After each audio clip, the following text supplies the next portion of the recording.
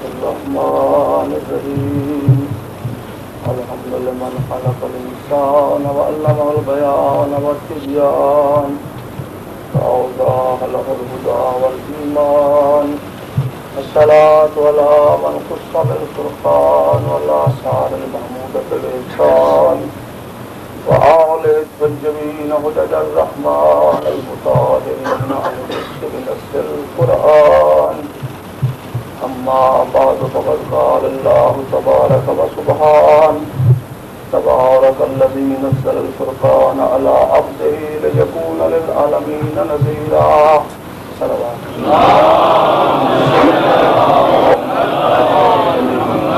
سارے دیگر صلوات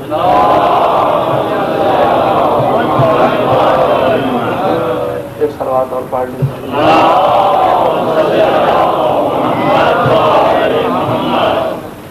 مولانا صاحب کو آتے آپ نے نہیں دیکھا، ان کی آمد سے بھی ایک صلوات پڑھ.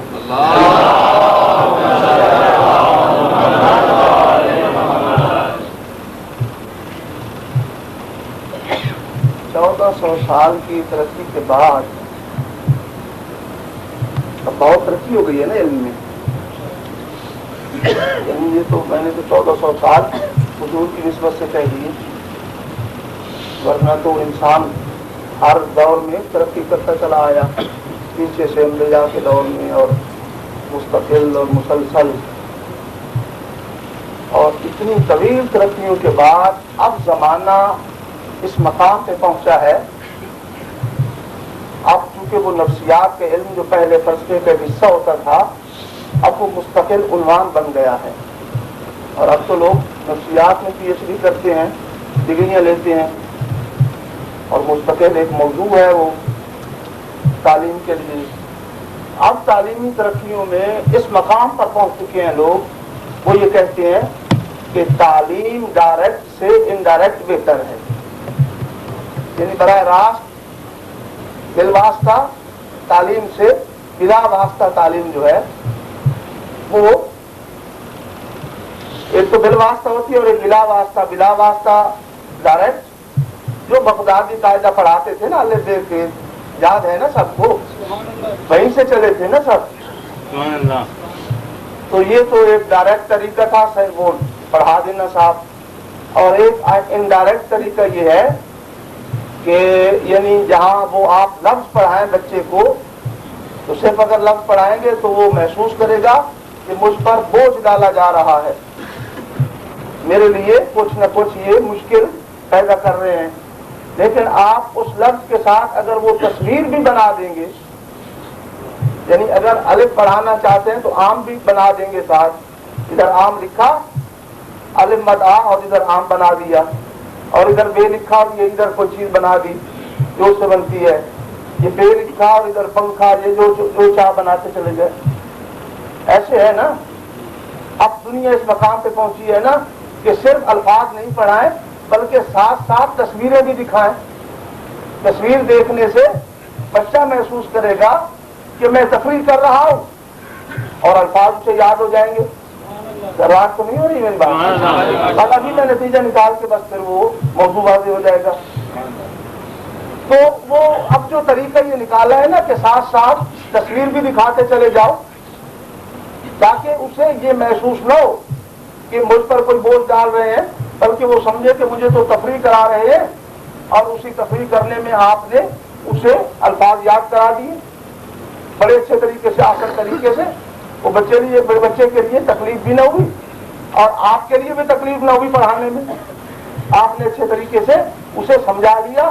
یعنی تصویر دیکھنے سے بچہ الفاظ کو جلد یاد کر لیتا ہے صرف الفاظ رٹانے کی نسبت. صرف الفاظ رٹا دیجئے تو وہ مشکل ہوگی، اور یوں وہ تصویر بھی یاد اور وہ ساتھ لفظ بھی یاد ہو جاتا ہے نا. اب زمانہ ترقیوں کی انتہا کے بعد یہ سمجھا ہے کہ جب الفاظ پڑھاؤ تو ساتھ تصویر بھی دکھاؤ. تصویر دیکھنے سے بچہ سمجھ جائے گا، تعلیم میں اسے آسانی ہو جائے گی.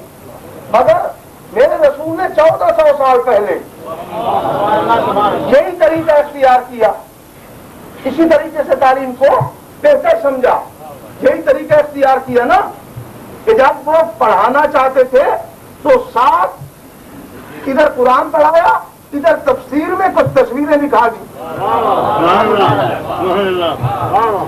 قرآن بھی پڑھاتے چلے گئے، ساتھ ساتھ سمجھانے کے لیے تصویر. اس سے آدمی جلد سمجھ جاتا ہے نا. آپ نے میری کوئی لکھی ہوئی کتاب دیکھی تو جان گئے مجھے. کسی نے پوچھا تو آپ نے کہا کہ ہم جانتے ہیں، فلاں کتاب پڑھی تھی ان کی. اب علامہ ذیشان حیدر صاحب کی بلا متضل العالی یہاں تشریف فرما ہے نا، وہ انہوں نے بہت سی کتابیں رسالے لکھتی ہیں. اب یہاں کے لوگ تو انہیں دیکھ لیتے ہیں نا، مگر جن لوگوں نے نہیں دیکھا وہاں کتابیں پہنچی، انہوں نے کتاب دیکھتے ہی کہا کہ ہم جانتے ہیں کہ علامہ صاحب ہیں. دیکھا نہیں ہے، حالانکہ کتاب دیکھنے سے بڑی محنت ہے نا انہیں، مجھے معلوم ہے ان کی محنتیں، ان کی محنت تو ہر چہرے پہ نظر آتی ہے. یہ آثار ہوتے ہیں نا کسی عالم کی، اس کی نہیں نظر آ رہی ہے تو کہیں جانے کی ضرورت ہی نہیں. تو میں عرض کر رہا تھا کہ کتاب دیکھنے سے آدمی نے یہ جان لیا کہ وہ ہے. وہ کتاب فقط دیکھی، لیکن جب ان کی تصویر چھپی کسی اخبار میں، کسی کتاب پر، اب آپ نے کہا پہچانتے بھی ہے، اس لیے کہ تصویر دیکھ لی ہے. جب سامنے آئیں گے تصویر تو دیکھ لی ہے، تو اگر جاننا ہو تو کتاب ضروری، اور اگر پہچاننا ہو تو تصویر ضروری. یہی پیغمبر نے کہا تم میں 2 چیزیں چھوڑ رہا ہوں، ایک اللہ کی کتاب اور ایک اہل بیت. اگر اللہ کو جاننا چاہو تو کتاب سے پوچھنا، اور اگر پہچاننا چاہو تو میری آنکھ کو دیکھنا.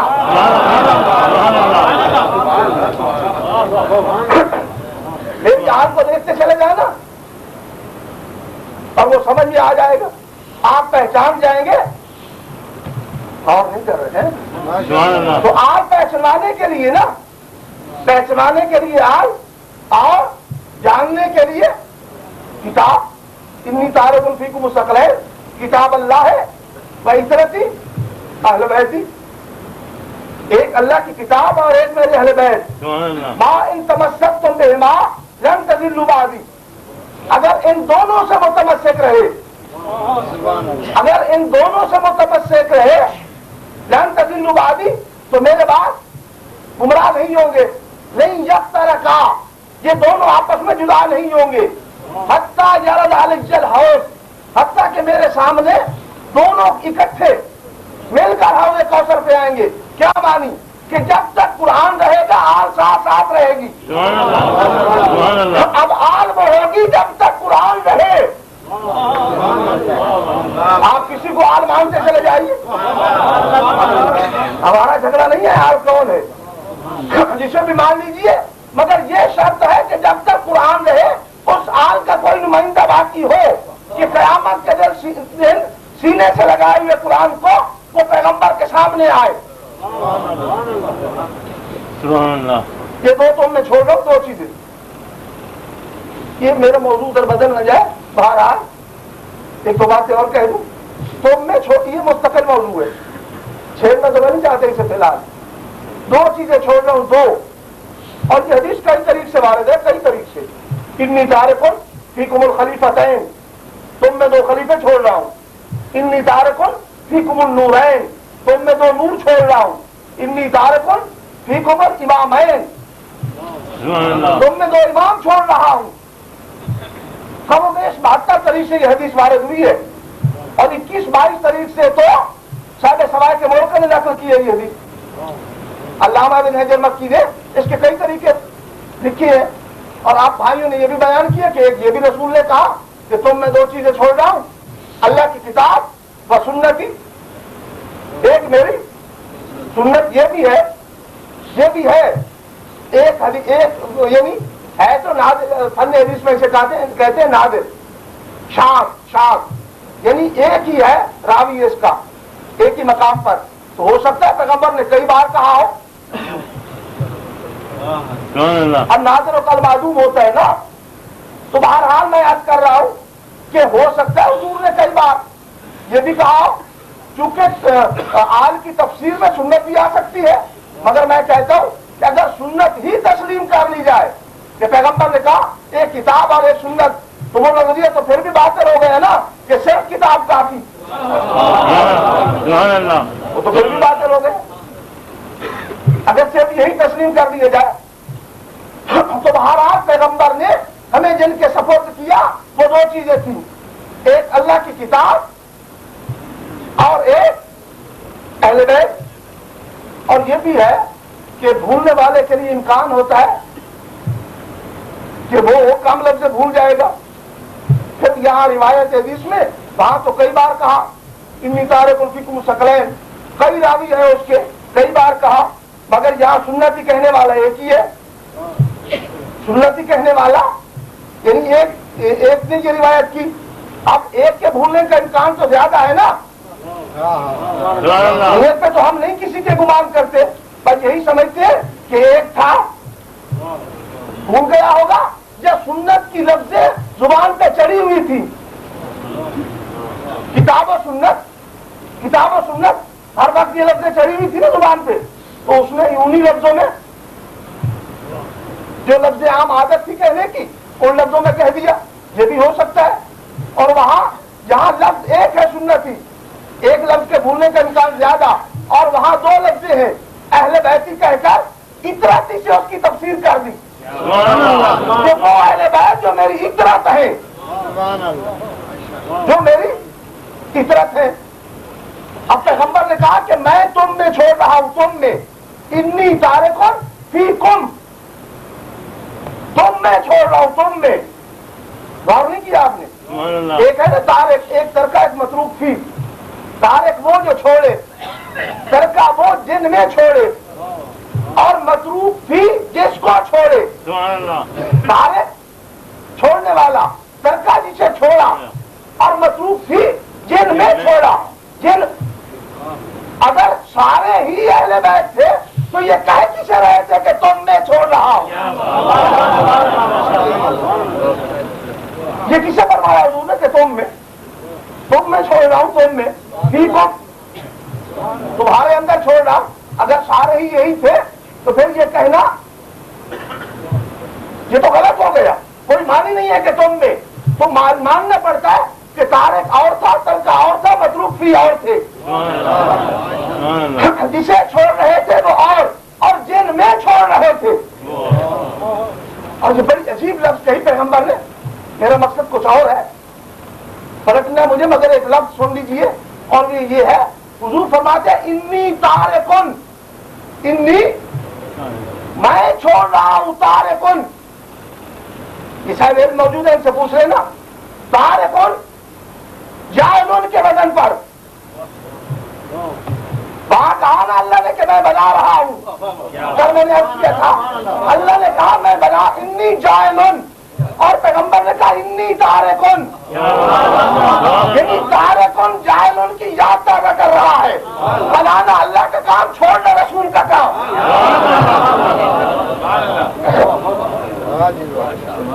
میں تم میں چھوڑ رہا ہوں، اور وہ میری عزت میرے اہل بیت ہیں۔ اب بات اہل بیت کی ہے نا، قرآن تو سب مانتے ہیں، اور اب تو ایک الٹی گنگا چلا دیے، کہتے ہیں کچھ لوگ کوشش کرتے ہیں کہ وہ نہیں مانتے، قرآن نہیں مانتے، یعنی پہلے کوشش ہوتی سب سے منوایا جائے، اب کوشش ہوتی ہے کہ انکار کرایا جائے۔ سمجھے؟ صلوات پڑھ لیجیے۔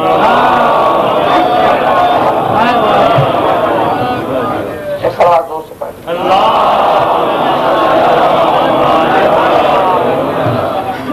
اور پیغمبر نے فرمایا دو چیزیں، تو میں نے عرض کیا عملی نمونے چھوڑے رسول نے، عملی نمونے، ادھر قرآن پڑھتے ادھر تفسیر دکھاتے، تفسیر بھی دکھاتے رہے نا ساتھ، تو قرآن نے بار بار ان کی یاد بھی دلائی کہ میرے رسول اب ان لفظوں میں کہہ دیجئے کہ اللہ نے ان کو ہر رزق سے دور رکھا، کبھی یہ کہہ دیجئے کہ میں ان کے لیے تمہاری مودت مانگ رہا ہوں۔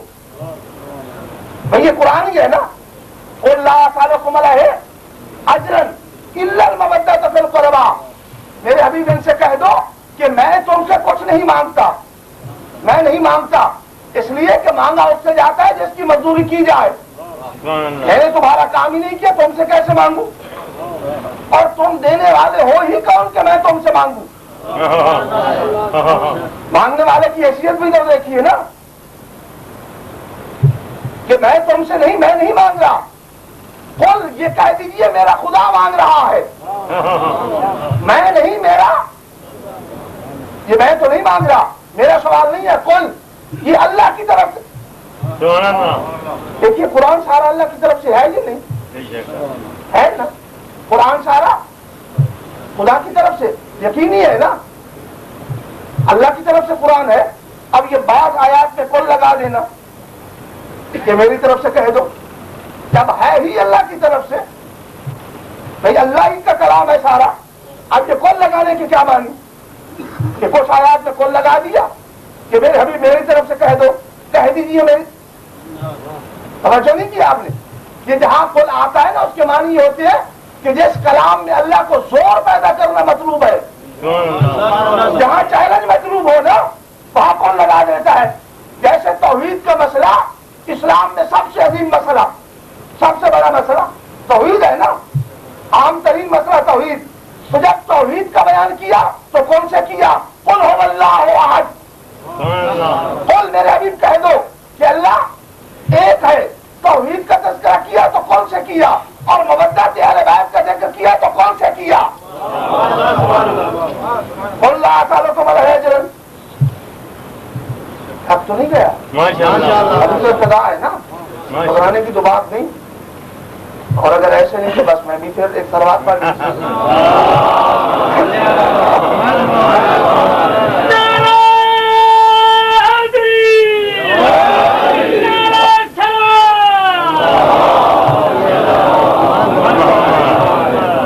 دیکھیے نا آپ کتنے لوگ ہیں اور یہ نعرہ بھی کتنا آہستہ اور سلوات بھی اتنی آہستہ،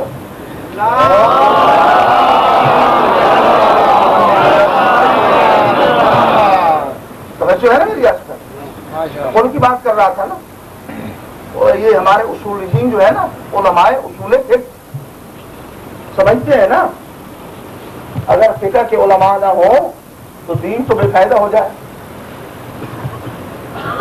اس کا کوئی فائدہ ہی نہ رہے۔ یہ علماء فقہ ہی تو ہے جو سب مسائل بتاتے ہیں کہ دین ہے، سنانا اور بات ہے، دکھانا اور بات ہے۔ یہ فقہ جو ہے وہ تو دین کو پورا دکھانا پڑتا ہے نا، کر کے دکھانا پڑتا ہے، فقہ کرانے کے لیے ہے نا دین کی۔ اب کوئی ہزار اپنی سمجھ میں فقہ سے انکار کرتا رہے، پیچھے ہٹتا رہے، بہرحال دین یہی ہے کہ کر کے دکھایا جائے، توجہ ہے نا۔ تو جو اصول نشین علماء ہے نا، علماء اصول فقہ جنہیں آپ مجتہدین بھی کہتے ہیں، آیت اللہ العظماء سید ابو القاسم کھوئی، آیت اللہ العظماء سید اللہ خمینی یا اور دیگر بہت سے مجتہدین، یعنی جہاں آخری استنباط و اجتہاد کے درس ہوتے ہیں، یہ قوم میں اور رجف میں جو پڑھاتے تھے، آغا باقر الصادر آل اللہ مقامہ، شہید امت، شہید اسلام، بڑے بڑے کام کیے لوگوں نے۔ یہ وہ لوگ ہیں جن کے لیے ائمہ نے کہا کہ ہم اللہ کی طرف سے ان پر حجت ہے اور یہ علماء ہماری طرف سے تم پر حجت ہیں۔ من ردا قولہم ردا قولنا، جس نے ان کے قول کو رد کیا اس نے ہمارے قول کو رد کیا۔ یعنی جب جانے لگے نا امام اس دنیا سے غیبت میں تو امت کا ہاتھ علماء کے ہاتھ میں دیا، ایسے آزاد نہیں چھوڑ دیا، بغیر مرکز کے نہیں چھوڑ دیا، علماء کے ہاتھ میں دیا کہ ان کا خیال رکھنا، ان کا قول ہمارا قول سمجھ کے قبول کرنا۔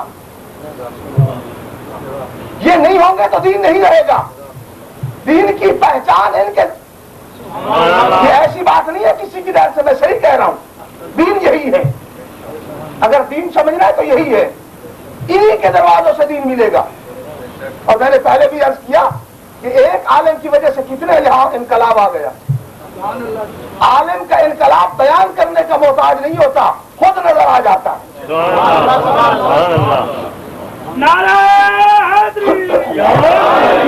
اور میں صحیح کہہ رہا ہوں منبر رسول پہ کہ ایران کے بعد میں نے ابو ظہبی میں انقلاب دیکھا،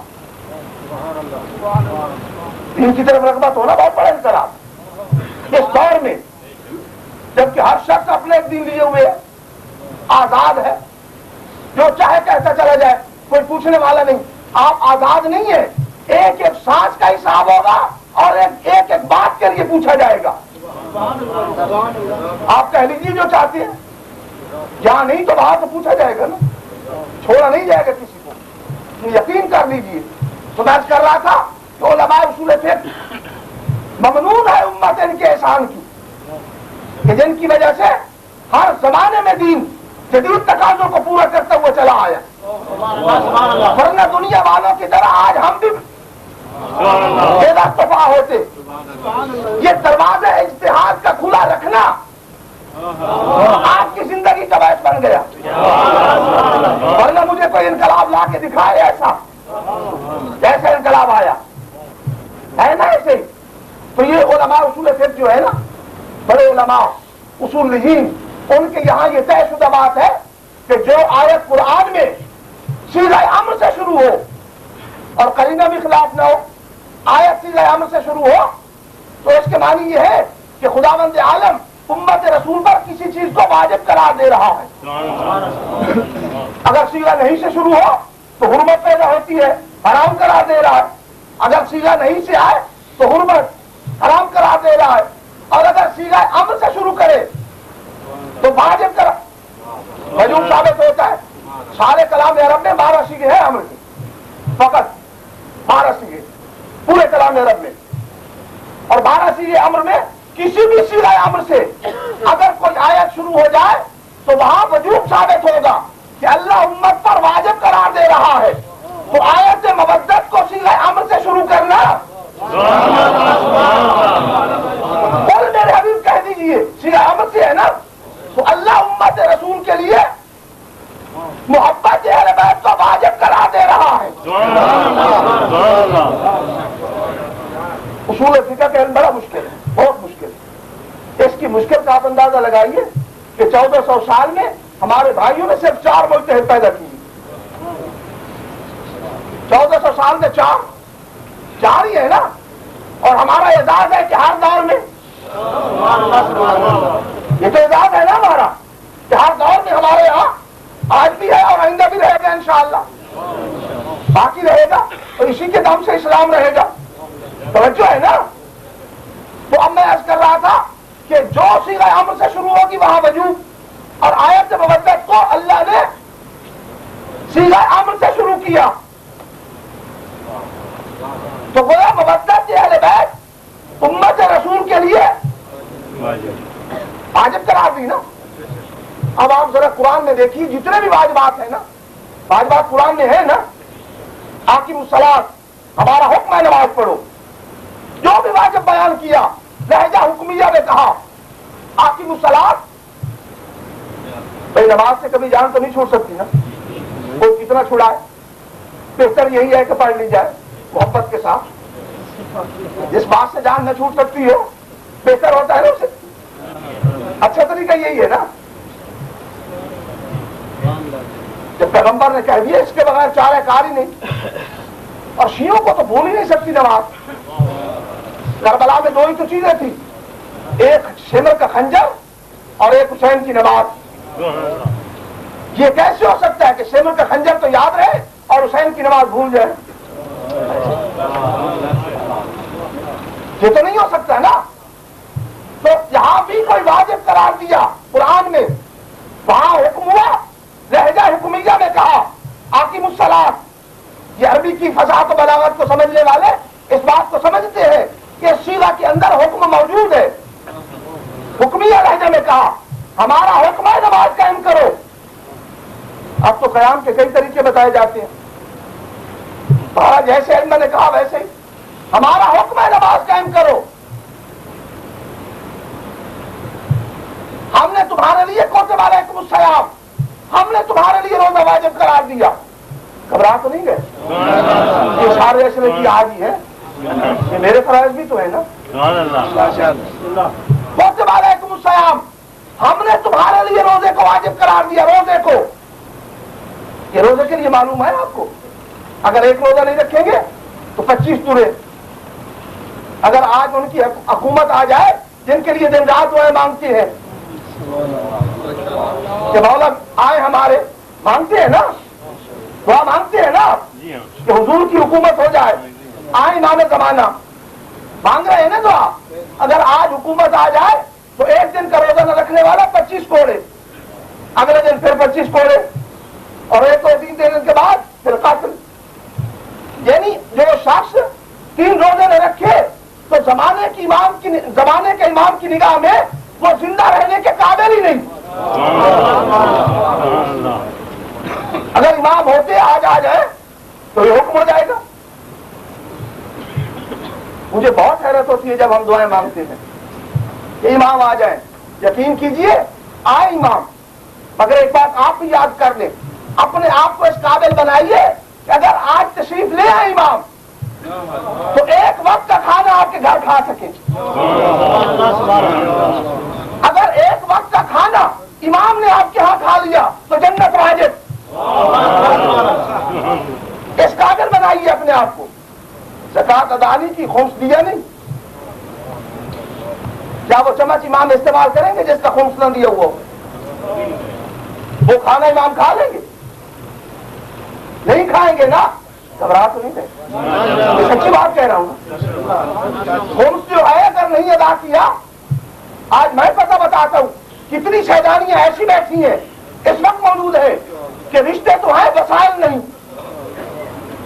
آج اگر لوگ خمس دینے کے لیے تیار ہو تو آج رشتے ہو سکتے ہیں، مجھے معلوم ہے.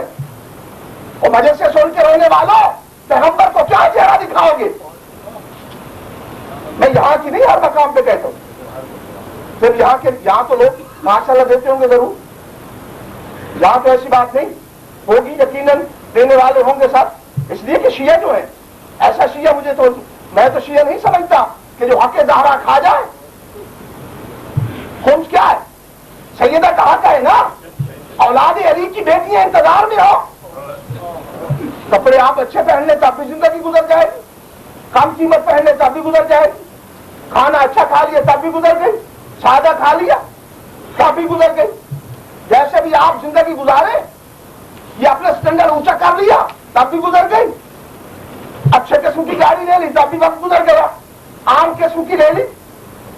ضروریات تو پورا کرنا ہے نا. اگر آپ نے سعادات کا حق ادا نہیں کیا، میرے دوستو، یہ جو حق سعادات ہے نا، یہ سہم سعادات، یہ حقوق و لباس میں ہے، حقوق اللہ میں نہیں. حقوق اللہ کے لیے چانس ہے شاید، مگر حقوق و لباس کی باقی ممکن ہی نہیں. اس لیے کہ حقوق و لباس وہ ہے کہ جنہیں اللہ بھی معاف نہیں کر سکتا، واجب ہے اللہ کے لیے. یہی تو عادت کا جھگڑا ہے. وہ کہتے ہیں جو کر دے اچھا، ہم کہتے ہیں نہیں وہی کرے گا تو اچھا ہے. توجہ ہے نا. آپ ناراض بھی ہو جائیں تو مجھے کوئی ڈر نہیں. صحیح بات جو ہے وہ کہہ دوں گا کہ اگر خمس نہیں لیا تو قیامت کے دن سیدہ نے اگر پوچھ لیا کہ وہ حق کھانے والوں میں اور یہ حق کھانے والوں میں کیا فرق تھا، یہ سوچ لیجئے. اگر جواب ہے تو جو چاہیں کریں، اگر جواب کوئی معقول ہو تو پھر آپ جو چاہیں کریں. ایک اور امیر المومنین سنا دوں. ایک شخص نے بڑی اچھی کتاب لکھی، ادھر وقت جا رہا ہے اور میں نے بہت دور سے باتیں کہیں، بہت اچھی کتاب لکھی اخلاقیات پر. وہ چاہتا تھا کہ اچھے اچھے نمونے اخلاقیات کے پیش کروں. بہت اچھی کتاب، آیات قرآن، احادیث نبویہ، فلاسفوں کے قول، انسانی زندگی کے نفسیات جمع کر کے اخلاقیات سے کتاب لکھی. آخر میں اسے میرے مولا امیر المومنین کے 2 فکرے ملے اور اس نے ان کو لکھ کر جیب میں رکھ لیا. پوری کتاب اٹھا کے دریا کے سپرد کر دی، دریا میں بہا دی. اور وہ 2 فکرے یہ تھے کہ میرے امام نے کہا کیا انسان، انسان تو اللہ کی عبادت کر، اللہ کی عبادت کر، مگر اس قدر عبادت کر کہ جتنی اللہ سے تیری خواہشات وابستہ ہیں اتنی عبادت کر جتنی خواہشات وابستہ ہے. اور دوسرا قول توجہ سے سننا، میرے امام فرماتے ہیں انسان اللہ کی نافرمانی کر، اللہ کی نافرمانی کر، مگر اتنی کر کہ جتنی سزا بھگتنے کی طاقت رکھتا ہے. اگر ہمت ہے تمہارے اندر تو نافرمانی کرو. اور جو ہے نا میرے دوست، یہ میں وہ باتیں عرض کر رہا ہوں جو مجھ سے بھی پوچھی جائیں گی، آپ سے بھی پوچھی جائیں گی اور مجھ سے تو ہی پوچھی جائیں گی. آپ نے بتائی بھی تھی یا نہیں؟ ایسا ہی ہے نا. تو اب میں عرض کر رہا تھا کہ جتنے واجبات قرآن میں ہیں، کتنے واجبات، ہر واجب میں لہجہ حکمیہ ہے، ہر واجب میں حکمیہ لہجہ ہے۔ عاقب الصلاۃ ہمارا حکم ہے نماز پڑھو، کتب علیکم الصیام ہم نے روزہ واجب قرار دیا، وَلِلَّهِ عَلَى النَّاسِ حِجُّ الْبَيْتِ اللہ نے تمہارے لیے حج کو واجب قرار دیا۔ اگر صاحب استطاعت ہے، حج واجب ہے اور نہیں کرتا تو میرے سچے امام فرماتے ہیں کہ قیامت کے دن یہود و نصارہ میں شمار ہوگا۔ استطاعت ہو اور نہیں جاتا تو قیامت کے دن توقع نہ رکھے۔ تو جب حج کے لیے حکم دیا تو لہجہ حکمیہ، توجہ، حج کے لیے لہجہ حکمیہ، روزے کے لیے لہجہ، نماز کے لیے آتوا الزکات ہمارا حکم ہے زکات ادا کرو، زکات کے لیے لہجہ حکمیہ، حکمیہ لہجے میں کہا، جو بھی واجب بیان کیا حکمیہ لہجے میں، مگر جہاں مودت اہل بیت کو بیان کیا وہاں حکمیہ لہجے میں نہیں، سوالیہ لہجے میں، وہاں لہجہ بدل دیا، حکمیہ نہیں سوالیہ ہے۔ سوال کرو یہ لہجہ بدل کیوں دیا؟ اس لیے کہ نماز میں مقصد ہے سر جھکانا، اور سر زبردستی جھکوایا جا سکتا ہے۔ کسی کو آپ پکڑ لیں کہیں نماز پڑھو، بدقسمتی ہے بتانے والے کی نہ بتا سکے، وہ بیچارہ تو تیار ہو جائے گا ڈر سے، بندوق ہاتھ میں ہو کے پڑھو۔ بھائی پاکستان میں نماز تو پہلے بھی واجب تھی نا، جب اسلام آباد سے حکم آیا تو تمام دفتروں میں صفیں بیچ گئی کہ کیوں بھائی نماز پڑھ لی ہے، نماز کے بعد حکم آ گیا تو بالقوت سر جھکوایا جا سکتا ہے نا، قوت کے ساتھ سر جھکوا سکتے ہیں، اور روزہ وہ بھی ہمت کے ساتھ رکھوا سکتے ہیں۔ آپ نہیں رکھنا چاہیں گے ہم ہوٹل بند کرا دیں گے، اور بھوک مارے نیت نہ کرے تو حج بھی زبردستی ہو سکتا ہے، کوئی نہیں جانا چاہے گا تو فوج کو سفید کپڑوں میں بھیج دیں گے، جاؤ کر کے آؤ، حج بھی ہو سکتا ہے، زکات بھی ہو سکتا ہے، آپ نہیں دینا چاہیں گے ہم بینکوں سے کاٹ لیں گے، قوت ہو سکتی ہے نا ہمت کے ساتھ۔ تمام واجبات جہاں لہجہ حکمیہ ہے اس لیے کہ وہ کام قوت سے کرائے جا سکتے ہیں، توجہ، مگر محبت کا تعلق ہے دل کے ساتھ، اور دل زبردستی جھکایا نہیں جا سکتا۔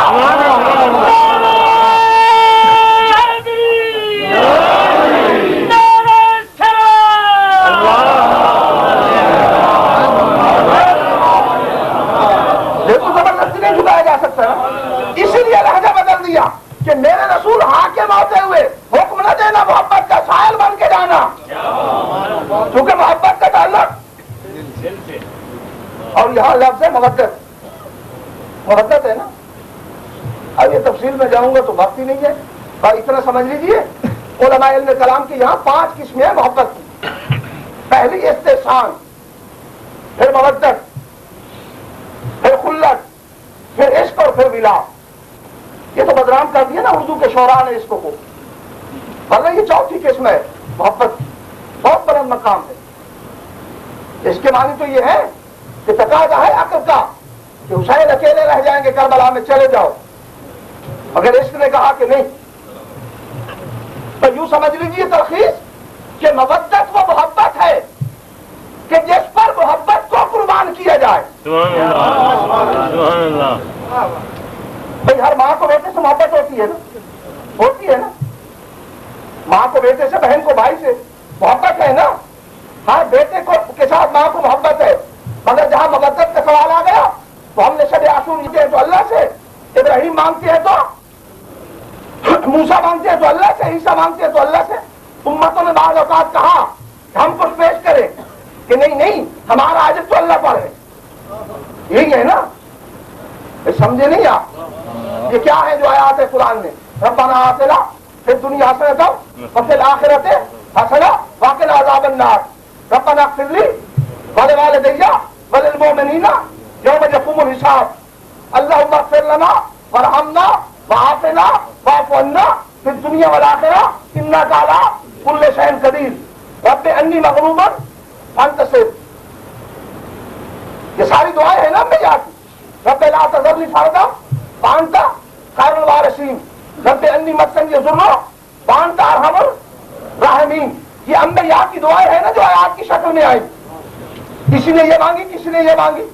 تو ہر نبی نے اللہ سے مانگا، ہر نبی نے، ہر ایک نے مانگا، ہر نبی نے مانگا، جس نے بھی مانگا اللہ سے.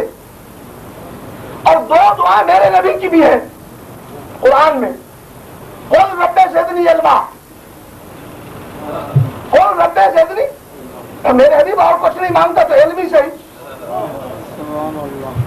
قل رب ادخلنی مدخل صدق واخرجنی مخرج صدق واجعل لی من لدنک سلطانا نصیرا.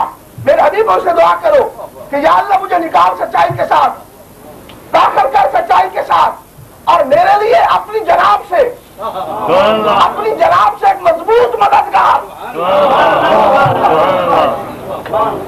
توجہ نہیں کی آپ نے؟ میں نے اپنے رسول کی دو دعائیں بیان کی، اور دونوں دعاؤں میں قل موجود ہے. قل موجود ہے. کیا مانی؟ کہ اللہ نے کہا مانگ تو مانگا ورنہ نہیں. اور قرآن میں میرے حبیب کی، میرے رسول کی کوئی دعا نہیں. دونوں دعاؤں میں جو قرآن میں ہے قل موجود، یعنی اللہ کہتا ہے مانگ تو مانگتا ہے. دن رات مانگے. میں تو قرآن کی بات کر رہا ہوں کہ قرآن میں دونوں دعاؤں میں قل موجود ہے. دو مرتبہ اللہ نے کہا مانگ. کیا مانگ؟ وَاجْعَلْ لِي مِن لَّدُنْكَ سُلْطَانًا نَصِيرًا.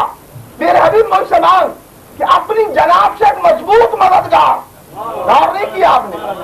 یعنی اللہ نے یہ نہیں کہا مجھ سے مدد مانگ، آیت میں دیکھ لو، یہ نہیں کہا مجھ سے مدد مانگ، کہا مددگار مانگ.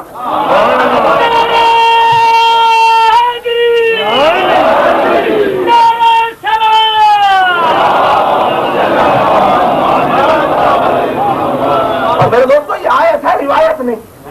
مجھ سے مددگار مانگ. مددگار یعنی اللہ سے پیغمبر نے اللہ کے کہنے پر مددگار مانگا. اب جو مددگار ہوگا پیغمبر کا بن کے آئے گا. وہ صرف پیغمبر کا مددگار نہیں بلکہ اللہ نے اپنی مدد کا نام علی رکھا.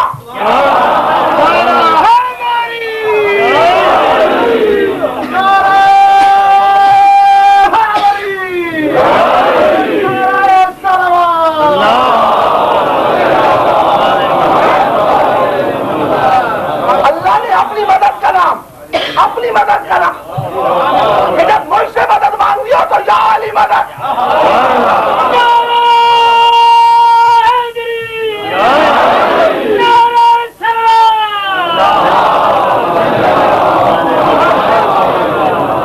تو علی تو اللہ کی مدد ہے. شرک کیسا؟ شرک تو وہاں تھا جہاں اللہ کو چھوڑ کر. کتنی آیتیں ہیں نا قرآن میں بتوں کی رد میں ہے نا. وَدَعُوا شُهَدَاءَكُم مِّن دُونِ اللَّهِ. اللہ کے سوا جو تمہارے مددگاروں نے پکارو. اللہ کے سوا، اللہ کے سوا جو ہے انہیں پکارو. اب جتنی ایسی ہے نا بتوں کی رد میں، مسلمان پڑھ دیتا ہے علی و نبی کے رد میں.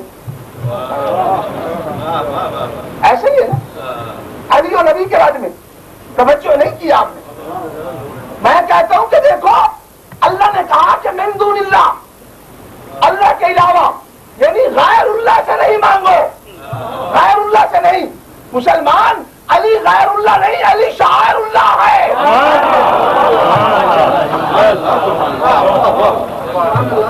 اللہ کا شاعر سمجھ کے نہیں مانگو. سمجھ رہے نا؟ اب میں عرض کر رہا تھا کہ میرے حبیب رسول نے کب مانگا؟ جب اس نے کہا مانگ. ہر ایک نبی نے تو خود مانگا، اور ہر ایک نبی وہ ہے جو امت سے نہیں مانگتا. امت نے کہا تو کہہ دیا کہ ہمارا عاجز تو اللہ پر ہے، ہمارا عاجز تو اللہ پر ہے. مگر میرے رسول نے اللہ سے تب مانگا جب اللہ نے کہا مانگ. یہ آیت ہے تو قرآن کی، کسی کو یاد ہو تو اور سنا دے. تو جو خود سے وہاں سے بھی نہ مانگ سکتا ہو وہ کہے مانگ تو مانگتا ہو. جس کے لیے وہ چاہتا ہے مجھ سے مانگے، وہ کہہ کے جس سے منگواتا ہو تو اس سے کہا جائے کہ امت سے مانگ.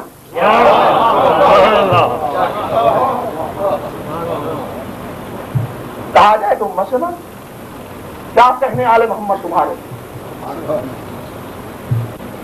کہ میرے حبیب یہ کہہ دو کہ بس یہ اجر رسالت میں کچھ نہیں چاہتا، صرف یہ چاہتا ہوں کہ ان سے محبت کرو جو میرے قریبی، جو میرے اب قربا ایک تو سیغے کے لحاظ سے مولوی صاحبان دیکھتے ہیں، مگر ہمارے مفسرین نے لکھا کہ اس کے معنی مصدریہ ہوں گے، قرابت دار۔ یہ صیغہ ان رشتہ داروں کے لیے آتا ہے جو رحمی رشتہ دار ہیں۔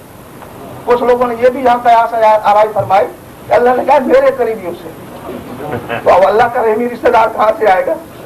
وہ تو لامی سے لے لامی، وہ تو ہے ہی ایسا ہے، پہلے وہاں رشتہ دار بناؤ۔ اس نے کہا کافروں سے کہا کہ اپنے قریبیوں کا، عجیب عجیب علامہ زمخشری کی وہ تفسیر دیکھیں، اس میں وہ سارے اقوال نقل کیے ہیں مختلف لوگوں کو، دیکھیے آپ یہ عادت ہے، مفسر کون مانے اگر اپنی نہ کرے؟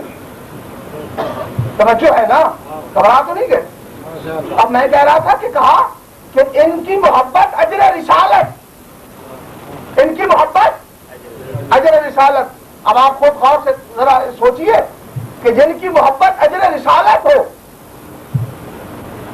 مزدوری ہو جائے اس کی، اللہ واجب کرا دے امت کے لیے، تو اگر وہ اجر ادا نہ کیا جائے، بھائی یہ جو فرش بنا ہوا ہے سامنے، اگر اس فرش بنانے والے مزدور کی مزدوری کا 1 روپیہ نہ دیا جائے، پھر ہم تو بڑا ہے نا، تو کیا یہاں بیٹھ کے مجلس سننا جائز ہوگا؟ مجلس جائز ہوگی؟ سب فتویٰ دے رہے ہیں کہ نہیں جائز نا؟ نماز پڑھنا باتیں ہو جائے گی، قرآن پڑھنا کوئی فائدہ نہیں ہوگا، اس لیے کہ مزدور کی مزدوری جو نہیں دی، اگر عام فرش بنانے والے مزدور کی مزدوری کا 1 روپیہ نہ دیا جائے یا اس سے بھی کم، تو یہاں نماز نہیں ہو سکتی اور عمل خیر نہیں ہو سکتا۔ اگر اجر رسالت نہ دیا گیا تو رسالت کے تمام احکام پر عمل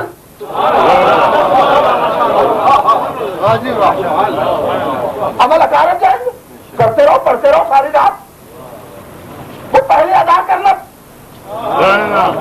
دور ہے نا۔ اب پیغمبر کے لیے تمام احکام شریعت جتنی بھی شریعت ہے نا، امت کے لیے ایک طرح سے واجب اور پیغمبر کے لیے 2 طرح سے۔ کچھ لوگ گھبرا گئے، یہ کیا ہو گیا؟ سارے احکام شریعت امت کے لیے، یہ میں چھوڑتا ہوا جا رہا ہوں نا، اگر رب سے چلتا وہ لگ جاتے 2-2.5 گھنٹے، تو مجھے وقت بھی بچانا ہے، تو اس لیے میں چھوڑ کے ضروری باتیں گوش گزار کر رہا ہوں۔ اور آج یہ کر رہا تھا نا کہ تمام احکام شریعت امت کے لیے ایک طرح سے واجب اور پیغمبر کے لیے 2 طرح سے واجب۔ حکم ہے نماز پڑھو، ہم نے نماز پڑھ لی، حکم ادا ہو گیا، قبول کرنا اس کا کام، ایسا ہی ہے نا۔ مگر پیغمبر کے لیے ضروری ہے کہ خود بھی نماز پڑھے اور امت کو بھی بتائیں کہ ایسے پڑھو، ضروری ہے نا۔ حضور نے نہیں بتایا 23 سال کامل، مکمل 23 سال میرے رسول نے 5 جماعت نماز پڑھائی اور روزانہ 5 مرتبہ، روزانہ 5 مرتبہ 23 سال کامل۔ ذرا اہمیت نماز پہ غور کرو، 23 سال کامل روزانہ 5 مرتبہ جو عمل پیغمبر نے صحابہ کے ساتھ مل کے کیا،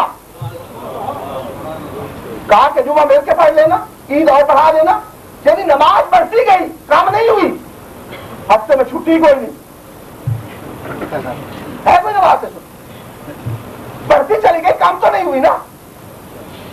کوئی چھٹی ہے تو مجھے بتا دو، جو نہیں پڑھو گے پکڑے جاؤ گے، ایک بھی نہیں پڑھی تو نہیں چھوٹو گے۔ تو میں عرض کر رہا تھا کہ اتنا مسلسل عمل جو پیغمبر روزانہ 5 مرتبہ 23 سال کامل امت کے ساتھ مل کے کرے اور امت کو یاد نہیں کیسے کیا، اور یہ غلطی یعنی یہ جو نشان ہوا امت کو، بھولی امت 1400 سال بعد نہیں، 15ویں صدی میں نہیں، پیغمبر کے صرف 150 سال بعد بھول گئی امت۔ اور اختلاف عوام میں نہیں ہوا، ان علماء میں ہو گیا کہ جنہیں عوام امام مانتے تھے، ان علماء میں اختلاف ہو گیا۔ تو جس امت کا حافظہ اتنا کمزور ہو کہ 23 سال کامل روزانہ 5 مرتبہ پیغمبر عمل کر کے دکھا دکھائیں وہ امت 150 سال یاد نہ رکھ سکے. یہی امت اگر غدیر کا ایک واقعہ بھول جائے یہ سب کیسے بھول گئے؟ اور جنہیں نماز جیسا عمل یاد نہ رہا. آپ کا تو اتنا کمزور تھا. سمجھتے ہیں نا؟ تو تمام احکام شریعت امت کے لیے لوگ ایک طرح سے واجب, پیغمبر کے لیے دو طرح سے واجب. اب حضور کے لیے بحیثیت رسول واجب کہ ان کا تعارف کرائیں کہ جن کی محبت واجب,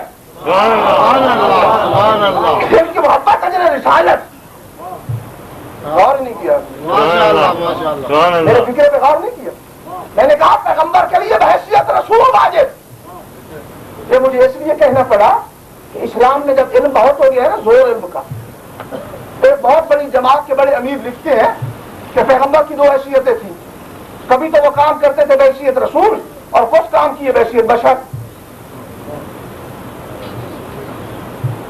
بیچارے مر گئے. بہت بڑے وہ تھے, مفسر بھی تھے, اور جماعت بھی بہت بڑی ہے, اس کے امیر بھی بڑے تھے.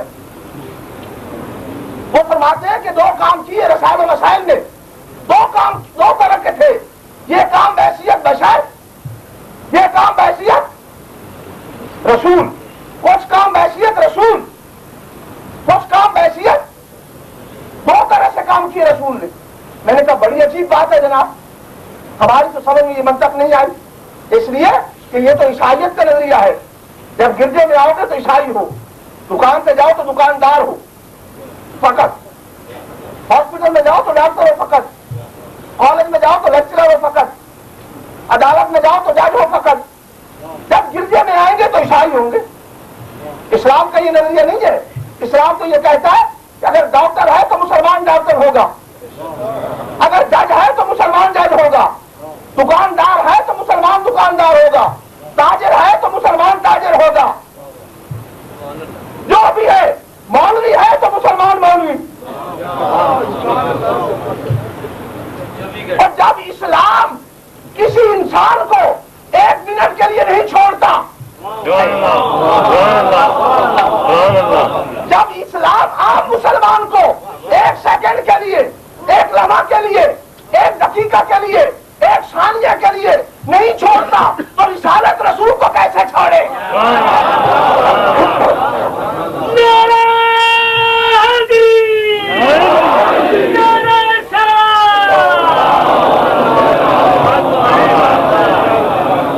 بات طویل ہو جائے گی, ورنہ قرآن میں ہے اطیعوا الرسول, رسول کی اطاعت کرو.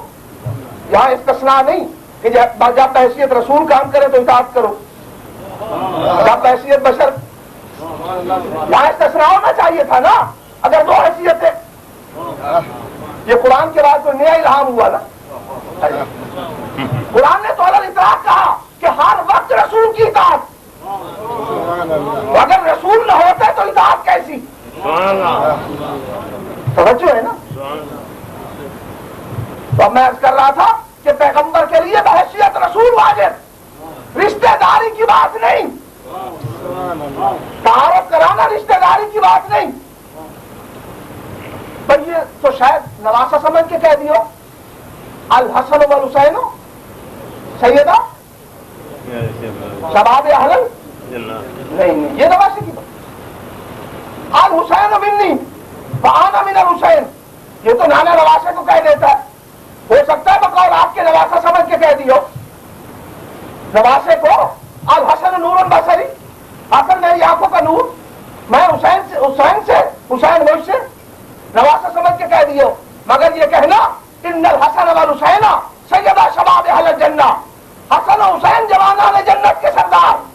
اب یہ نواسے کی بات نہیں, جنت کی بات ہے.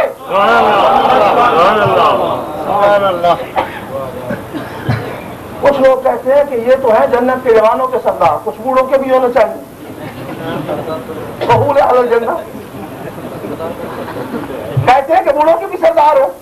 میں کہتا ہوں کہ بوڑھا کو جنت میں جائے گا ہی نہیں. بوڑھے جو ہے نا غصے میں آ رہے ہیں, ایسی بات نہیں. بھائی یہ دیکھو نا, بڑھاپا نقص ہے نا, نقص ہے نا بڑھاپا. تو نقص جنت میں کیسے؟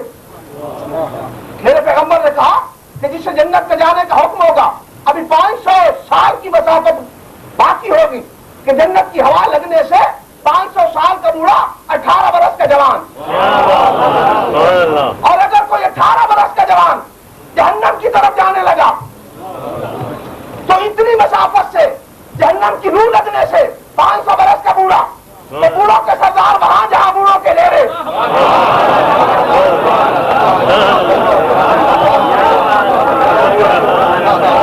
ادھر تو بوڑھا ہو گئی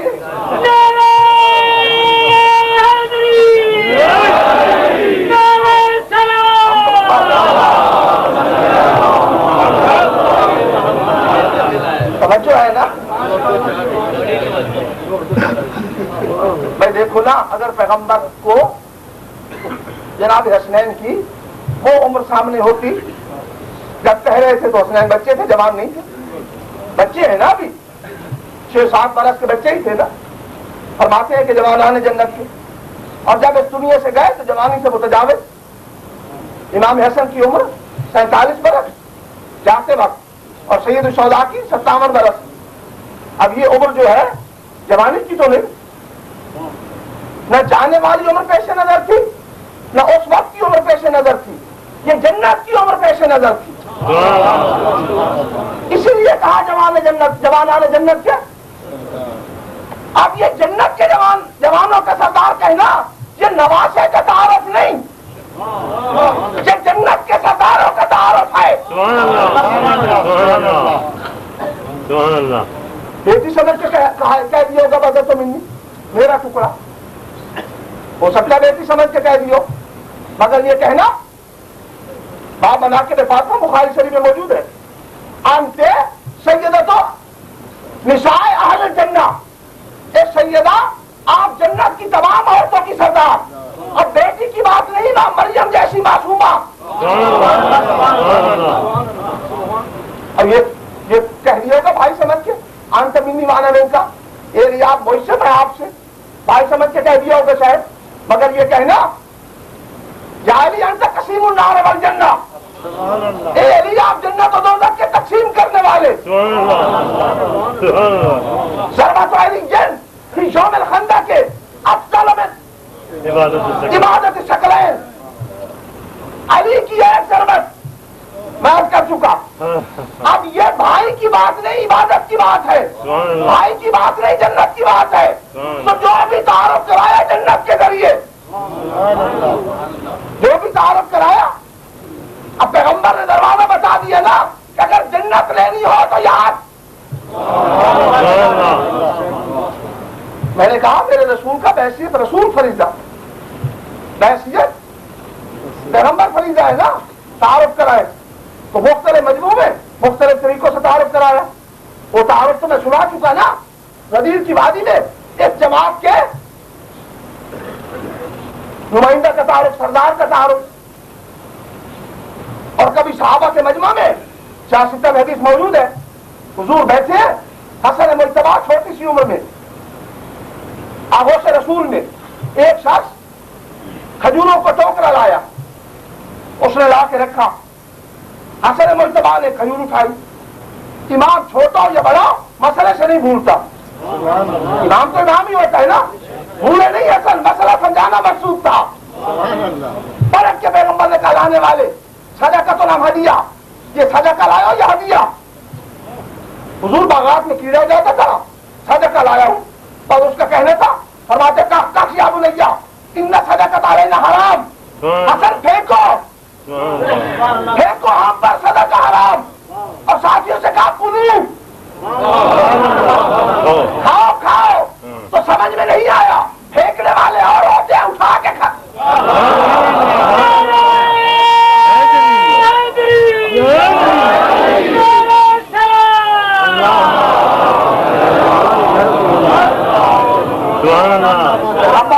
پیغمبر ادھر حلال حرام کا فرق،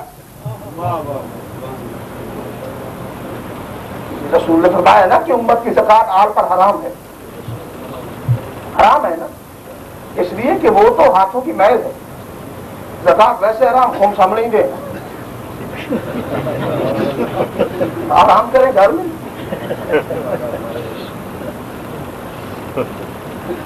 ایسے ہی ہے نا, دیتے ہیں نا سب خمسات کو, میں تو ان کی بات کر رہا ہوں جو نہیں دیتے.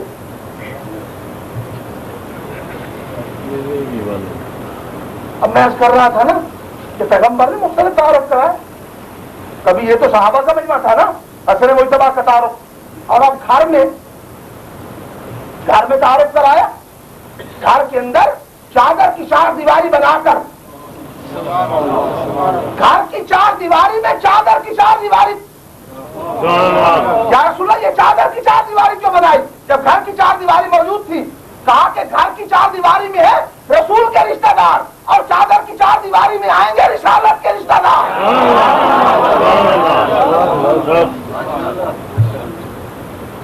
بھائیوں نے بھی نقل کی حدیث, ہمارے یہاں بھی ہے, وہاں ذرا مختصر ہے. حضرت ام سلمہ رضی اللہ تعالیٰ عنہ زوج رسول ہے, فرماتی ہے کہ پیغمبر آئے اور اپنی کالی کملی میں تھی نا رسول کے پاس, آپ نے کبھی نہیں سنی کالی کملی, اور سیاہ چادر تھی نا, کالی کملی, صاحب مولوی سناتے ہیں کالی کملی والا, اور اس کملی پر مولوی دن رات کملے.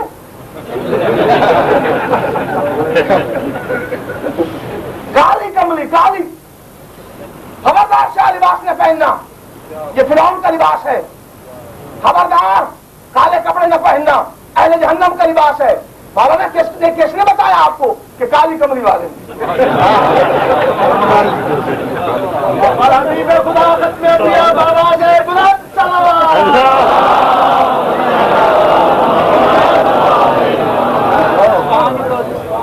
شمع آنکھوں کے گول کرنے والے پروان ساری زندگی خود کالی کملی پہنتے رہے, انہیں بتا کے گئے نہ پہننا. عجیب عجیب باتیں کرتے ہیں, پھر کہتے ہیں سوچتے نہیں. سوچتا وہ ہے جس میں عقل ہو. مذہب کے بارے میں ویسے تو انگریزوں میں بہت عقل ہے, بہت بڑے بڑے کام کر رہے ہیں, پروجیکٹ ہے, توجہ ہے نا. کالی کملی میں نہیں پہنتے رہے آپ کو. مسلم شریف کی دوسری جلد میں موجود ہے, ام سلمہ راویہ ہے, وہ فرماتی ہیں یوں لیا پیغمبر نے اور ہاتھ اٹھا کے کہا اللہم ہؤلاء اہل بیتی, یا اللہ یہ میری چادر والے. ام سلمہ فرماتی ہے میں آگے بڑھی اور میں نے چادر کا کونا تھاما, یا رسول اللہ اجازت ہے میں بھی آ جاؤں؟ کہ انہ کے خیر یا ان کے خیر کوئی لفظ ہے. ام سلمہ بہتر ضرور ہے, بہتر ضرور ہے, مگر یہاں آنے کی کوشش نہ کرنا, اس لیے بہتر ہے نا کہ ان کی محبت رکھتی ہیں. یہاں آنے کی کوشش نہ کرنا بہتر ہے. آپ نے غور نہیں کیا, میں کہا کرتا ہوں کہ ام سلمہ ملت اسلامیہ کو تیرا ممنون ہونا چاہیے, بھلا ہے تمہارا, احسان کیا امت پر. اگر آپ نہ پوچھتی لوگ کہہ دیتے کوئی زوجہ تھی نہیں. ام سلمہ نے پوچھ کے بتا دیا کہ زوجہ بھی تھی اور بہتر بھی تھی, ایسی نہیں کہ جسے قرآن نے ڈانٹا ہو. پیغمبر نے کہا بہتر زوجہ, بہتر, بہتری کا سرٹیفکیٹ بھی مل گیا پیغمبر کی زبان سے, زوجہ بھی ہے اور بہتر بھی ہے. تو جب ام سلمہ بہتر زوجہ ہو کر حال میں شامل نہ ہو سکی تو زوجہ کے رشتہ سے کوئی رشتہ دار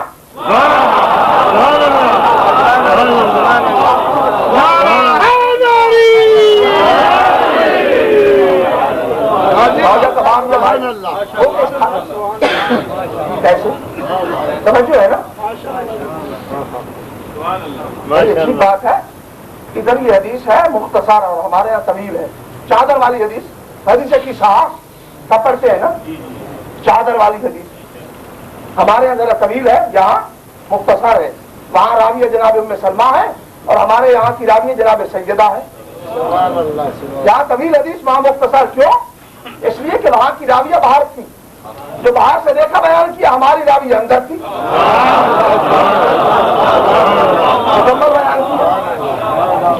مکمل بیان کیا نا. سیدہ فرماتی ہے پیغمبر آگے گھر میں کہ سید اپنی چادر یمانی تو دے دو, آج اپنے بدن میں تھوک محسوس کر رہا ہوں. یہی لفظ ہے نا, سب مومن پڑھتے ہوں گے ہر شب جمعہ, یہی لفظ ہے نا, آج اپنے بدن میں ذوق محسوس کر رہا ہوں, اپنی چادر یمانی تو دے دو. یا رسول اللہ آپ کے پاس اپنی ابا بھی ہوگی، وہ کالی کملی، اور گھر میں علی کی ابا بھی ہوگی، خدا جانے اللہ کی راہ میں علی کی ابا میں کتنے پیغام لگے ہو. نہ آپ نے اپنی چادر لی، نہ علی کی ابا طلب کی، یہ سیدہ کی چادر کو طلب کی. کہ یاد رکھو جب کبھی رسول کو یہ رسالت کو کمزوری محسوس ہو تو سہارا سیدہ کی چادر کا لیا جاتا.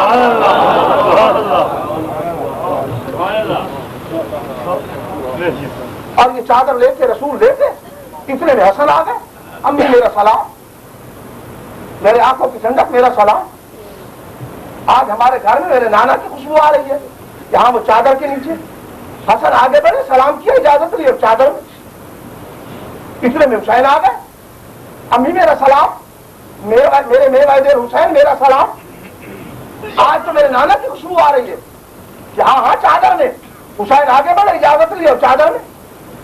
بھائی یہ بچے وہ ہیں جنہوں نے کبھی اجازت نہیں لی. آن سے اپنے مالک فرماتے ہیں میں خادم رسول تھا، دروازے پہ ہوتا حجرے کے، کبھی یہی بچے آ جاتے، میں کہہ دیتا حسنین حضور آرام فرما رہے ہیں. اندر سے آواز آتی آنسی نے نہیں روکو، ان کے آنے سے میرا آرام بڑھ جاتا. آج کیوں اجازت طلب کی جنہوں نے کبھی طلب نہیں کی؟ یہ چادر میں آنے کے لیے اجازت.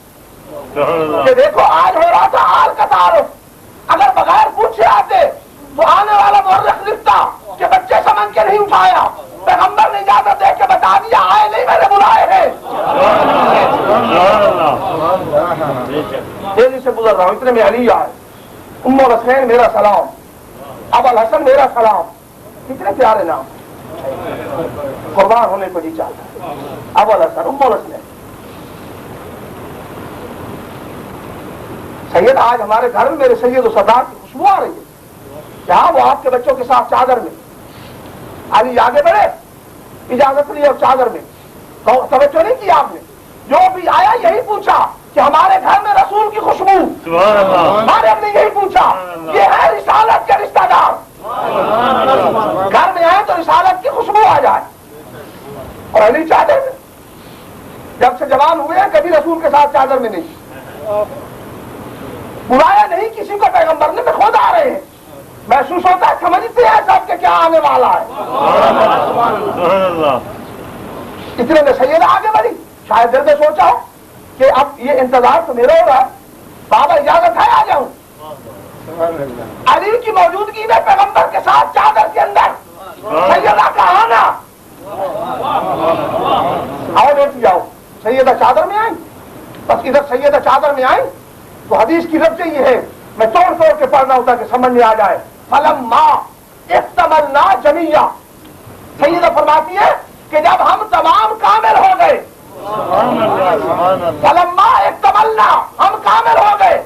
یہ نہیں تھا فلما اجتمعنا، ہم جمع ہو گئے. ہونا چاہیے تھا جمع ہو گئے. بیوی فرماتی ہے ہم کامل ہو گئے تمام. یہ نہیں کہا کہ ہم جمع ہو گئے، اس لیے کہ جمع میں افراد مختلف ہوتی ہیں اور کامل میں نور ایک ہوتا ہے. اب ہم کامل ہو گئے، کامل. یہ بھی فرماتی ہے بس یہ کامل ہوئے. حضور نے ہاتھ اٹھائے، اللہم ہؤلاء اہل بیتی، یا اللہ یہ ہؤلاء یہ ہے، یہ میرے اہل بیت. یہ کس سے عام باتوں کتابوں میں نہیں، مختلف ترین حدیث کی کتابوں میں یہ ہے، یہ میرے اہل بیت. یہ ادھر پیغمبر نے کہا یہ میرے اہل بیت. وہاں فرشتوں نے پوچھا من ہؤلاء تحت الکساء، یا اللہ چادر کے نیچے ہیں کون؟ کون ہے؟ جبرائیل تم نہیں پہچانتے، واہی کہاں لاتے ہو؟ یہ جھولا کس کا جھلاتے ہو؟ یہ چکی کس کی؟ پہچانتے نہیں چادر کے نیچے کون ہے؟ کہ ہم انہیں پہچانتے ہیں جب جدا ہو جائیں، جب الگ الگ ہو تو پہچانتے ہیں. پہلے آدم کے سامنے ہؤلاء بنے تھے، آج پھر پیغمبر نے ہؤلاء کہہ دیا. اب نور کامل ہو گیا، اور جب ان کا نور کامل ہو جائے تو جبرائیل جیسے فرشتوں کو پوچھنا پڑتا ہے کون ہے.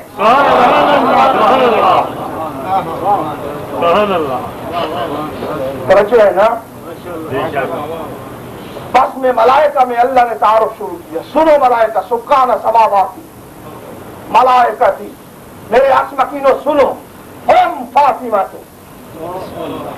فاطمہ تو بابوہا بالوہا و بنوہا، یہ ایک تو میری کنیز فاطمہ ہے، ان کے باپ، ان کے شوہر کو دو بیٹے۔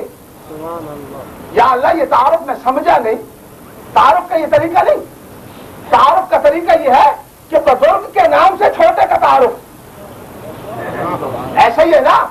بڑے کے نام سے یہ مولانا کے گھر تشریف لے جائیے تو وہاں یہی تعارف ہوگا کہ یہ مولانا کے بیٹے ہیں، یہ ان کے بھتیجے ہیں، یہ بھانجے ہیں، ایسا ہی ہوگا نا۔ بزرگ کے خاندان کے نام سے چھوٹے کا تعارف، اور پھر پاس میں ملائکہ میں پیغمبر سیدہ سے کم متعارف نہیں۔ تعارف ہونا چاہیے تھا میرے رسول اور رسول کی بیٹی، میرے بندہ علی اور علی کی زوجہ، یوں ہونا چاہیے نا۔ مگر یہاں تعارف کا انداز بدل دیا، یہ نہیں کہا کہ میرے رسول کی بیٹی، اللہ نے کہا کہ میری فاطمہ کا باپ۔ آج پیغمبر کے ذریعے بی بی کا تعارف نہیں، بی بی کے ذریعے پیغمبر کا تعارف۔ یا اللہ، یہ انداز کیوں بدل دیا، نیا طریقہ کیوں اختیار کیا؟ تعارف حضور کے ذریعے ہونا چاہیے، سب میں بڑے ہیں، بزرگ ہیں ہر لحاظ سے۔ یہ بیوی کے ذریعے، بیٹی کے ذریعے باپ کا تعارف، کہ دیکھو آج ہو رہا ہے اہل بیت کا تعارف، اور اگر اہل بیت کا تعارف میں نے رسول کے ذریعے کرایا تو لوگ رسول سے رشتہ بنا کے اہل بیت بنیں گے، اگر علی کے ذریعے کرایا تو لوگ علی سے رشتہ بنا کے، اگر حسنین کے ذریعے کرایا تو لوگ حسنین سے رشتہ بنا کے اہل بیت بنیں گے۔ میں نے یہ پابندی لگا دی، اہل بیت وہ ہوگا جس کا رشتہ فاطمہ سے ہوگا۔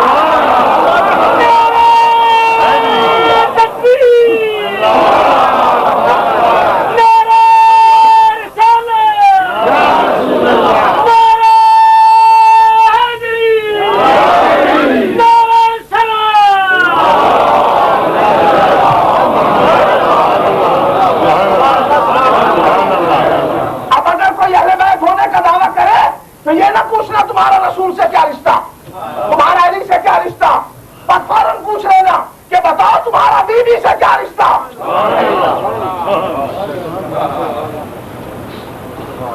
رشتے تھے دو طرح کے رشتے، ایک بالواسطہ ایک بلا واسطہ۔ ایک بالواسطہ رشتہ ہوتا ہے جہاں درمیان میں واسطہ ہو، بھتیجا بھائی کا بیٹا، بھانجا بہن کا بیٹا، نواسا بیٹی کا بیٹا، داماد بیٹی کا، یہ بل واسطہ ہے نا، درمیان میں واسطہ ہے۔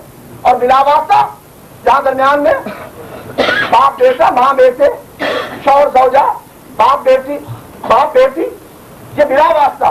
اس پوری بات میں پنجتن میں ذرا غور سے دیکھیے، سب کے رشتے ہیں بل واسطہ، سب کے رشتے بل واسطہ، اور بیوی سب کی بلا واسطہ رشتہ دار، پیغمبر کی بیٹی، علی کی زوجہ، حسنین کی ماں۔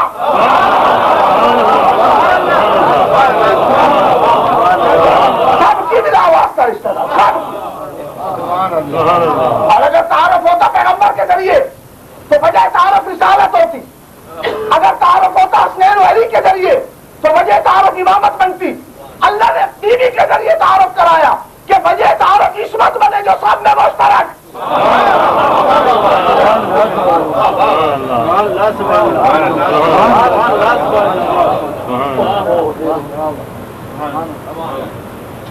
بس میرے دوستوں، بیوی کو پہچان،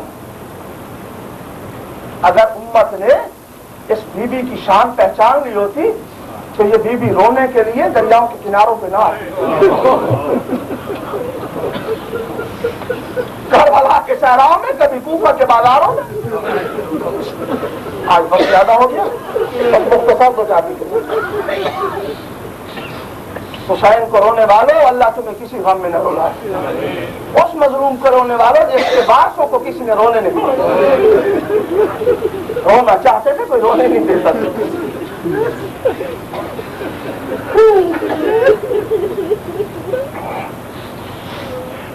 ازاداروں، بس کل جہاں تک پہنچے تھے کوفے کے بازار تک، سب سمجھتے تھے اس بات کو، سب جانتے تھے۔ کچھ آپ فکر کہتا ہوں، علامہ ابن حجر مکی نے لکھا ہے کہ جب سکین کی جنگ ہو رہی تھی نا، سکین کی، اور اور امیر المومنین صفین میں جا رہے تھے. یہی فرات کا کنارہ تھا نا صفین, بصرے کی طرف جاتے ہوئے جب علی کا یہ سواری پہنچی نا میرے مولا کی اس مقام پر, تو امیر المومنین نے اپنے گھوڑے کو دریا کو چھوڑ کر ٹیلوں میں اتار دیا, تھل کے ٹیلوں میں. گھوڑا اترا علی کا, پیچھے سے امام حسن نے بھی اتار دیا, امام حسین نے بھی اتار دیا, پیچھے پیچھے میں مالک اشتر نے بھی اتار دیا. ٹیلوں میں چلنے لگے علی. ایک ٹیلے کے پاس پہنچ کر زور سے روئے علی, یزید میں نے تیرا کیا بگاڑا؟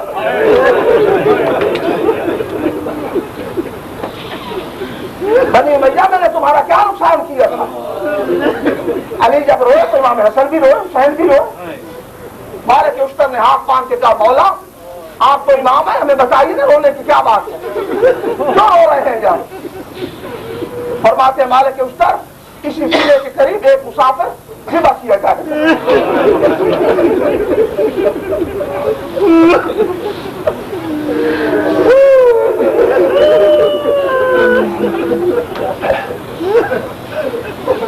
تین دن کا پیاسا مسافر اسی ضلع کے قریب ذبح کیا جائے گا.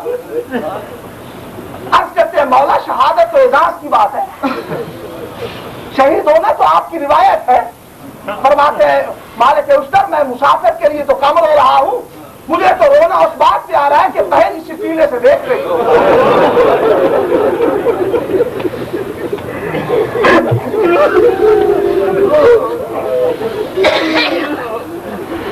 مسافر کی بہن دیکھ رہی ہوگی. ادارہ جب یہ کہا نا میرے مولا نے, حسین آگے بڑے ہاتھ مار کے کہا بابا مسافر تو اپنی گزار لے گا جیسے گزرے گی, جب مسافر کی بہن بلائے نے جب قریب ہوگا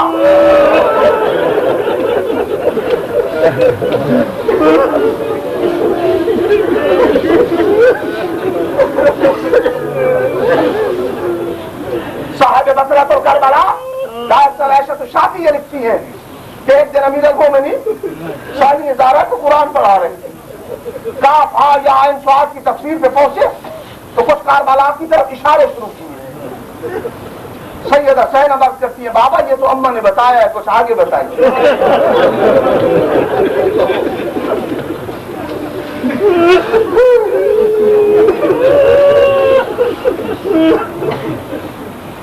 اصحابداروں علی کی علی بیٹی عرض کیا تھا میں نے بازار سے چل کے دربار میں پہنچی. کوئی دربار جہاں بابے کے خطبے سنا کرتے, آج آنے کا انداز نرالا تھا. عباس صاحب نہیں تھے تو صحیح مگر لوگ کے سنا پہ, حسین بھی تھے لوگ کے سنا پہ, اکبر اور قاسم بھی تھے.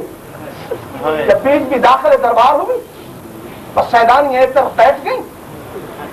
آزاداروں جو روایات میں ہے بیان نہیں ہو سکتے. شہزادیاں بیٹھ گئی ایک طرف اور یہ ملعون گفتگو کر رہا تھا. ابن زیاد گفتگو کرنے لگا, اتنے میں دروازہ دربار پہ شور اٹھا. پوچھتا ہے کیا ہو گیا کہ یہ خود ابن یزید رہائی کا خاندان بگڑ کے آ گیا ہے. وہ کہتے ہیں کہ ہور کو تو ہم نے تمہارے کہنے پہ مار دیا, بہادر تھا میدان میں مارا گیا, مگر ہماری غیرت برداشت نہیں کرتی کہ بڑے دربار میں ہور کی بیوی ایسے بٹھائی جائے.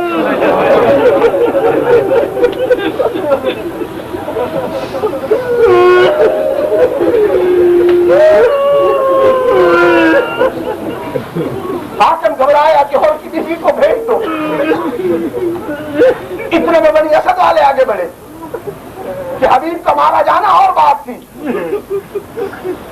مصعب ابن عبدہ کے رشتہ دار ازادر جو خواتین آئی تھی نا ساتھ, سب کے باہر رشتہ دار وارث آ گئے. حکم ہو گیا کہ انہیں الگ بھیج دیا جائے. اب یہ جانے سے پہلے پلٹ کے بیوی کو کہ بیوی ہمارے بس میں نہیں. بیوی فرماتی ہے کہ میرے مہمان کی عزتوں بچ جاؤ, تم چلی جاؤ, زینب کو خوشی ہوگی, ہمارا جو بچا کوئی نہیں.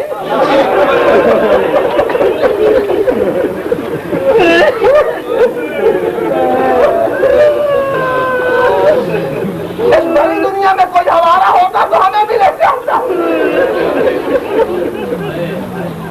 عزادارو اسی عالم میں حسین کی وہ چھوٹی سی بچی جو شام کے زندان میں دفن ہوئی، وہاں جا کے بیوی کو قبر کی جگہ ملی۔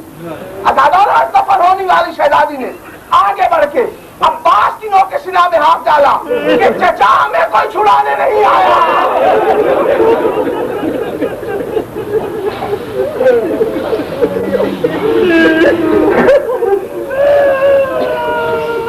عزادارو بچوں دو لفظ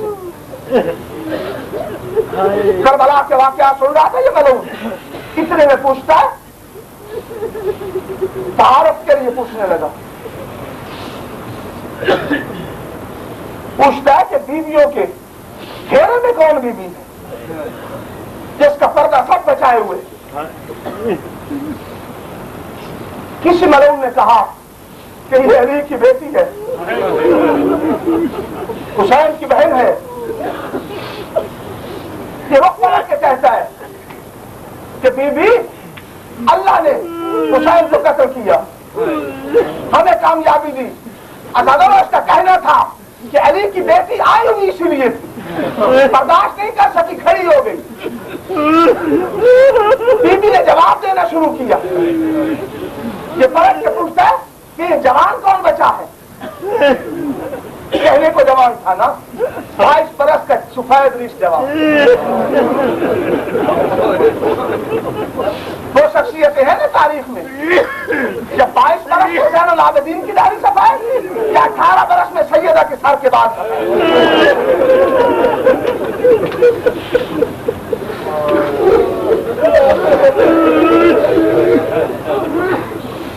عزادارو گفتگو شروع ہوئی کہ بڑے دربار میں عبداللہ ابن عفیف ازدی، بنی ازد کا رئیس عبداللہ بیٹھا ہوا تھا، امیر المومنین کا صحابی، پیغمبر کا ساتھی، ایک آنکھ جمل میں ایک سفیر میں دے چکا تھا، آنکھوں سے نابینا۔ جب بی بی بولی نا، یہ ساتھی سے پوچھتا ہے کہ یہ کیا ہو گیا، علی کا کون سا بیٹا آ گیا؟ ساتھی نے کہا بابا اللہ شکر کرو تمہاری آنکھیں نہیں ہیں۔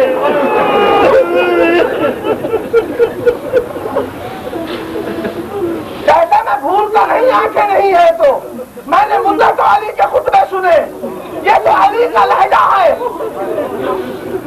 علی کے انداز میں گفتگو ہو رہی ہے۔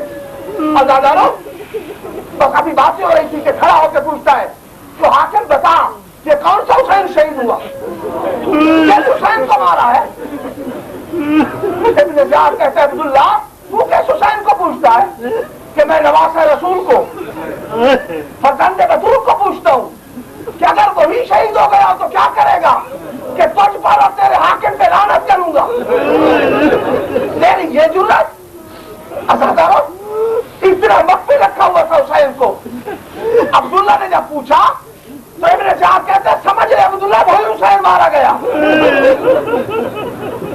عزادارو جناب عبداللہ کی سخت کلامی بڑی، اس نے جلاد کو حکم دیا، ادھر جلاد بڑھا ادھر بنی ازد کے جوانوں نے قبضہ تلوار پہ ہاتھ رکھا۔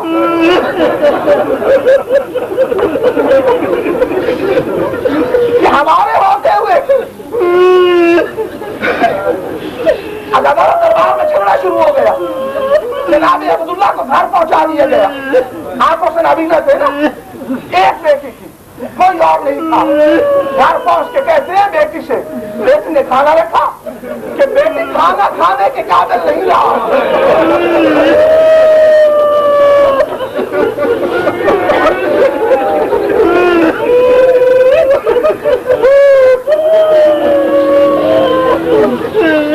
ابھی پورے حالات سے واقف نہیں تھے عبداللہ، بیٹی کرایہ کا اونٹ منگاؤ، سامان تیار کرو، اوپر کو چھوڑو مدینے چلے، زینب کی خدمت میں حسین مارا گیا۔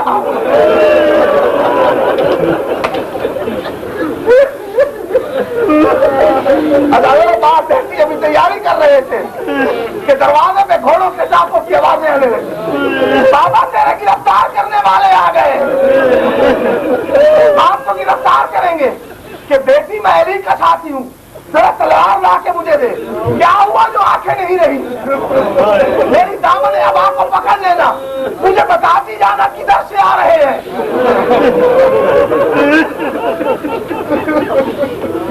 حسین کا بوڑھا شیر باہر نکلا تلوار لے کے, تھوڑی سی رتوں کٹ کے بعد نابینے تھے نا, گرفتار ہو گئے. گرفتار ہو کے چلے. جب دربار کے قریب پہنچے تو بیٹی پوچھتی ہے بابا دربار آ گیا. دربار آ گیا کہ بیٹی گھر چلے جاؤ, ہو سکے تو مدینے چلی جانا. یہ کوفہ رہنے کے قابل نہیں رہا. حضرت دروازے پہ بیٹی کو نصیحتیں کر رہے تھے کہ ایک کونے سے آواز آئی, چچا عبداللہ لے لو.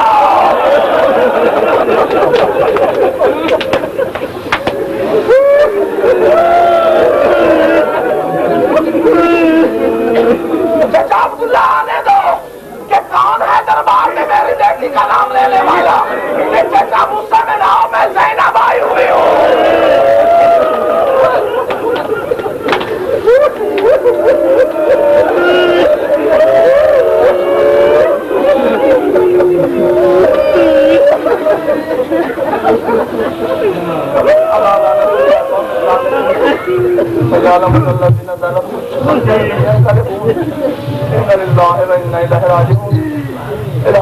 ہمارے گناہوں کو معاف فرما, ہمارے والدین کے گناہوں کو معاف فرما.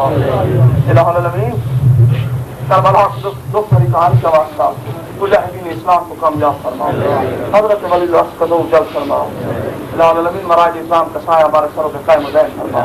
رب جلیل آل محمد کی عظمت کا واسطہ شہید رائے خدا سید مظلوم سید آل حسین الحسین جفور کا انصاف فرما. حکومت پاکستان کو توفیق عطا فرما کے صحیح قاتلوں کو دنیا کے سامنے لائے. وہ کون تھا جس نے اس مظلوم سید کے خون میں ہاتھ کر دیا؟ الہ العالمین بیماروں کو شفا کامل عطا فرما. آل محمد کی عظمت کا واسطہ مقروضوں سے قرض ادا فرما. الہ العالمین جن کی اولاد ہے ان کی اولاد کو طویل اور نیک سے صالح فرما. جنہیں اولاد نہیں ملی کربلا کی عصمت والی قربانی اصغر کا واسطہ انہیں اولاد نبی عطا فرما.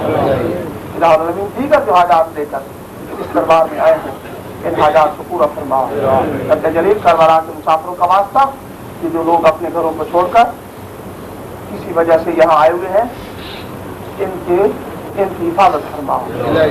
ان کے حالات کو صحیح فرمانا, ان کی توفیقات میں اضافہ فرمانا. ہمارے مراسم اعضاء کو بطور عبادت قبول فرماؤ. جو لوگ ان مراسم کو قائم کرنے میں کسی طریقے سے بھی معاون ہیں